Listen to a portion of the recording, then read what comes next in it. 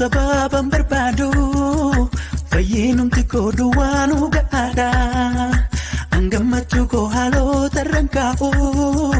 maddaara galfii boqonnaa koosiidha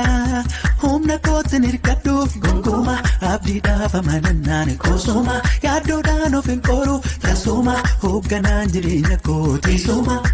sirraan buqqifadhu biyya koo sitti kenniniise waa'ee koo shaakiin qabuuf jireenya koo sirka jira galgallee koo.